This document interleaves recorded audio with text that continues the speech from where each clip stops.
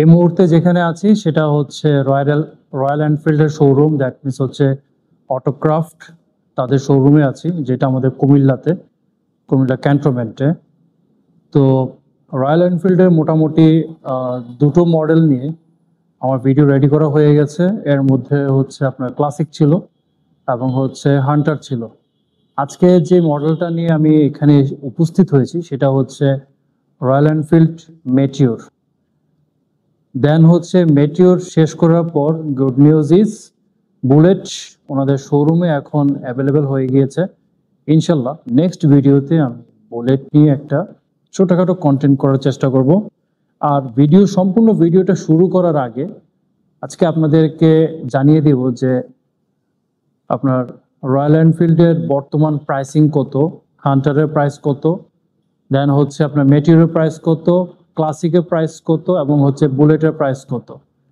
So চলেন আগে আপনাদেরকে প্রত্যেকটা মডেলের প্রাইসগুলো সম্বন্ধে একটু ধারণা দিয়ে দিই। দেন হচ্ছে মেটিওরের স্পেসিফিকেশন শো, আদার্স বাইকের সাথে এর কম্পারিজন, যেটা ডিফারেন্সটা কি, ওই জিনিসটা আপনাদের সাথে তুলে ধরবো। আশা করি আজকে ভিডিওটা আপনাদের কাছে ভালো লাগবে। সো কথা না বাড়াই, লেটস স্টার্ট দ্য ভিডিও। তো প্রাইসিং এর বিষয়ে যেহেতু বলেছি, সর্বপ্রথম আসি হচ্ছে হান্টার নিয়ে। হান্টারের প্রাইস হচ্ছে 3,71,500। দেন আসি হচ্ছে আপনার ওই পাশে রাখা হচ্ছে বুলেট 350cc। এটার প্রাইস হচ্ছে আপনার 4,37,500। তারপরে বুলেট মেরুন, যেটা মেরুনটা মনে হয় হয়তো এখানে নাই, বাট মেরুন কালার যেটা ওইটার প্রাইসটা, বুলেট মেরুন যেটা ওইটার প্রাইস হচ্ছে 4,17,500। দেন আসি হচ্ছে ক্লাসিকের বিষয়ে। আমার সামনে দেখতে পাচ্ছেন ক্লাসিক, এটার প্রাইস হচ্ছে 4,47,700 এবং ক্লাসিক ক্রোম যেটা ওইটার প্রাইস হচ্ছে 4,83,000 টাকা। দেন হচ্ছে ক্লাসিক হ্যালোজেন যেটা, এটার প্রাইস হচ্ছে আপনার 4,34,500। দেন হচ্ছে মেটিওর, আমার সামনে দেখতে পাচ্ছেন ওই যে মেটিওর প্রাইস হচ্ছে 4,83,000 টাকা এবং মেটিওর সুপারনোভা যেটা ওইটা সম্ভবত এখানে নাই, ওইটার প্রাইস হচ্ছে 5,08,000 টাকা।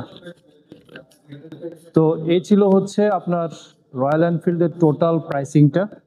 এখন আমি আপনাদেরকে দেখাবো যে আমার পেছনে যে বাইকটা দেখতে পাচ্ছেন এটা হচ্ছে আপনার মেটিওর। সো মেটিওরের স্পেসিফিকেশন থেকে শুরু করে আদার্স যে টেকনিক্যাল বিষয়গুলো আছে ওই বিষয়গুলো এখন আমি আপনাদের সাথে তুলে ধরবো। আচ্ছা, আমার সামনে এখন যে বাইকটা দেখতে পাচ্ছেন এটাই হচ্ছে আপনার মেটিওর। এর লুকসটা আপনারা দেখতে পাচ্ছেন, অসাধারণ। এই বাইকটা মূলত কাদের জন্য? এই বাইকটা হচ্ছে যারা ধরেন যে একটু লং ডিস্টেন্সে, মানে এটা একটা ক্রুজার বাইকটা কিন্তু আপনার লং ডিস্টেন্সে আপনার রাইড করার জন্য সবচাইতে আদর্শ একটা বাইক। এর মূল কারণ আরেকটা আছে, সেটা হচ্ছে এর পেছনে দেখতে পাচ্ছেন এখানে একটা মানে এটাকে সম্ভবত ব্যাকআপের জন্য দেওয়া, যদি কোনো পিলিয়ন থাকে সে এখানে তার পিঠ রেখে আরামসে সে রাইড করতে পারবে। শুধু তাই না, আপনার পিলিয়ন ছাড়াও যখন আপনারা এখানে আদার্স জিনিসগুলো রাখবেন এটার সাথে আপনার ওইভাবে সেট করে রাখতে পারবেন। সো যারা একটু লং রাইডে যেতে পছন্দ করেন তাদের জন্য আপনার এই ক্রুজার টাইপের বাইকগুলো। এটা মেরুন কালারের বাইক, এটার প্রাইস আমি বলে দিয়েছি আপনাদেরকে, এটার প্রাইস কত হতে পারে। এটার ইঞ্জিনের বিষয় যদি আসি, আপনার রয়্যাল এনফিল্ডের প্রত্যেকটা মডেলের ইঞ্জিন সেম 349cc। ডিফারেন্সটা হচ্ছে এটা হচ্ছে একটা ক্রুজার বাইক, দেন হচ্ছে এটা সিঙ্গেল সিলিন্ডার 4 স্ট্রোক, তারপরে এটা এয়ারকুল। বোর এবং স্ট্রোকের বিষয় যদি আসি, 75 মিলিমিটার, স্ট্রোক হচ্ছে 85.8 মিলিমিটার। পাওয়ার প্রডিউস করতে পারে 6,100 আরপিএম, টর্ক দিতে পারে 4,000 আরপিএম। আর ক্লাচের বিষয় যদি আসি, রয়্যাল এনফিল্ডের প্রত্যেকটা ক্লাচে হচ্ছে আপনার ওয়েট মাল্টিপল ক্লাচ, আর এটাতেও আপনার পেপার এলিমেন্ট দেওয়া হয়েছে এয়ার ক্লিনার হিসাবে। দেন হচ্ছে আপনার এই চেসিসে যদি আসি, চেসিসটার বিষয়ে যদি বলি, চেসিসটা হচ্ছে আপনার টোটালি কার্বোয়েডের আপনার ফিউল ক্যাপাসিটি হচ্ছে আপনার 15 লিটার। এটাতে 15 লিটারের ফিউল ধরবে, দেখে মনে হচ্ছে আরো বেশি ধরতে পারে। যাই হোক, ওইটার বিষয় না গেলাম। গ্রাউন্ড ক্লিয়ারেন্স যদি বলি, এটা 170 মিলিমিটার। হুইল বেস যদি আসি, এ হচ্ছে হুইল বেস হচ্ছে আপনার 1400 মিলিমিটারের হুইল বেস। এখন যদি টায়ারের বিষয়ে আসি, ফ্রন্ট এটা হচ্ছে আপনার অ্যালয় রিং দেখতে পাচ্ছেন, আর ক্লাসিকের ওইটা হচ্ছে আপনার স্পোক রিং। একটা বিষয় বলে রাখি, স্পোক রিংয়ের যে বাইকগুলো আছে ওগুলো হচ্ছে টোটালি আপনার ওগুলো টিউব টায়ার, আর অ্যালয় রিংয়ের যে বাইকগুলো আছে ওগুলো হচ্ছে টিউবলেস। এই জিনিসটা আসলে অনেকেই জানে না, বাট অ্যালয় রিং এবং হচ্ছে স্পোক রিং দুইটাই কিন্তু আপনার ডুয়েল চ্যানেল এবিএস। আর আরেকটা বিষয় যেটা, টায়ারে যদি আসি, এটা হচ্ছে আপনার ফ্রন্ট টায়ার হচ্ছে আপনার অ্যালয় রিংয়ে 100/90 সেকশন, 19 পিএসপি। আর রেয়ারের বিষয় যদি আসি, এটা হচ্ছে রেয়ার টায়ারটা হচ্ছে আপনার 140/70, 17।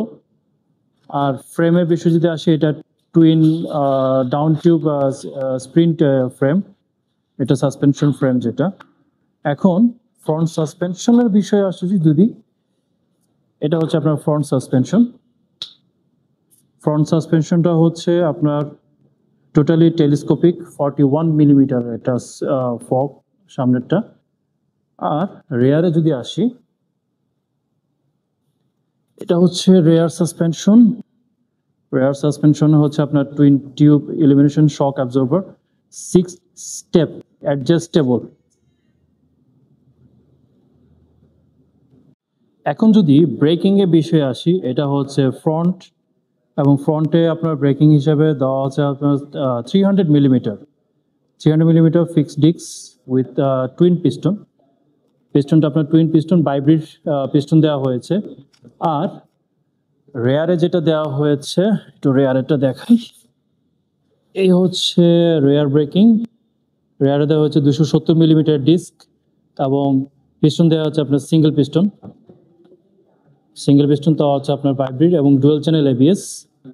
আর এই হচ্ছে আপনার এটা এক্সজস্টটা আপনার মেটিউরের এক্সজস্ট এবং হচ্ছে ক্লাসিকের যে এক্সজস্ট, দুটার মধ্যে ডিফারেন্স যেটা, সেটা হচ্ছে মেটিউর এক্সজস্টটা দেখতে পাচ্ছেন যে এই পাশটা আপনার গোল, এবং ক্লাসিকের যে এক্সজস্ট এখান থেকে একটু লম্বা হয়ে পাইপটা বের হয়ে আসছে। তো আমার মতে আপনার দেখতে পাচ্ছেন ওই যে আপনার ক্লাসিক আমার সামনে, ক্লাসিকের এক্সজস্টের তুলনায় মেটিউরের এই এক্সজস্ট পাইপ যেটা, এটা দেখতে বেশ সুন্দর লাগে। ফুটরেস্ট আপনার অ্যাজ ইট ইজ সেম, যে সিরিজের ইঞ্জিন দেওয়া হয়েছে, এটা হচ্ছে আপনার ইঞ্জিন পাইপ। দেন দেখতে পাচ্ছেন এটা হচ্ছে মিটার কনসোল, নেভিগেশন দেওয়া হয়েছে এখানে আপনার ডিজিটাল এবং হচ্ছে অ্যানালগ দুটি দেওয়া আছে। আচ্ছা, যেহেতু শোরুমে যদি এটা রেডি করা থাকে তাহলে হয়তো আপনাদেরকে আমি দেখাতে পারতাম। এটা হচ্ছে ডিজিটাল, এটা হচ্ছে অ্যানালগ, এটা হচ্ছে নেভিগেশন, এখানে হচ্ছে আপনার ইগনিশন সুইচ, এটা হচ্ছে ইঞ্জিন কিল, এটা হচ্ছে ইঞ্জিন স্টপ, আর এটা হচ্ছে ইঞ্জিন স্টার্ট। এটা হচ্ছে আপনার এটা হচ্ছে হেডলাইটের, এটা হচ্ছে আপনার এই বাইকের যেই এটা সম্ভবত ইগনিশনের, এটা হচ্ছে আপনার সেলফ স্টার্টের, আর এটা হচ্ছে আপনার পাসিং এর, এটা হচ্ছে হর্ন, এই হচ্ছে আপনার মিরর, বাইকের মিরর, আর এটা হচ্ছে টোটাল আপনার ট্যাঙ্কি শেপটা। এ হচ্ছে সিট, টোটালি আপনার অনেকটাই কমফোর্টেবল সিট দেখতে পাচ্ছেন, বেশ চওড়া একটা সিট। এখানে আপনার গ্র্যাবল রেলগুলো আপনার এই যে পাশে দেওয়া আছে, এগুলো একটু ন্যারো করে ফেলছে, এগুলো একটু ওয়াইড করলে ভালো হতো। আর এই হচ্ছে আপনার টেল লাইট, এটা হচ্ছে আপনার ইন্ডিকেটর হ্যালোজেন। দেন আসি হচ্ছে এর ফ্রন্ট হেডলাইটে, 35 কিলোওয়াটের একটা হেডলাইট, ইন্ডিকেটরগুলো। তো এ হচ্ছে বলতে গেলে মেটিউর 5 স্পিড গিয়ার বক্স, এবং এটা হচ্ছে আপনার নেকেড চেইন। চেনের বিষয়টা একটা কথা বলে রাখি, যেহেতু এটা নেকেড চেইন, অবশ্যই চেষ্টা করবেন যে প্রতি সপ্তাহে একবারই চেইনটাকে লুপ করার জন্যে। কারণ ওপেন থাকলে আপনার এটাতে প্রচুর পরিমাণে ময়লা জমে, যদি লুপ না করেন তাহলে আপনার এটাতে চেইনে অনেকটাই সমস্যা ক্রিয়েট করতে পারে। সো যারাই ধরুন যে এই ধরনের বাইকগুলো চালান, চেষ্টা করবেন যে প্রতি সপ্তাহে একবার চেইনটাকে লুপ করার জন্য এবং চেইনটাকে অ্যাডজাস্ট করার জন্যে। সো এই ছিল আজকের ছোটোখাটো আমার একটা কন্টেন্ট। আশা করি আজকের ভিডিওটা আপনাদের কাছে ভালো লাগবে। ইনশাল্লাহ নেক্সট ভিডিওতে আমি আসবো, আপনাদের সামনে তুলে ধরবো বুলেট। সো টিল দেন আজকে বিদায় নিচ্ছি রয়্যাল এনফিল্ডের শোরুম থেকে, অটোক্রাফট থেকে। আল্লাহ হাফেজ।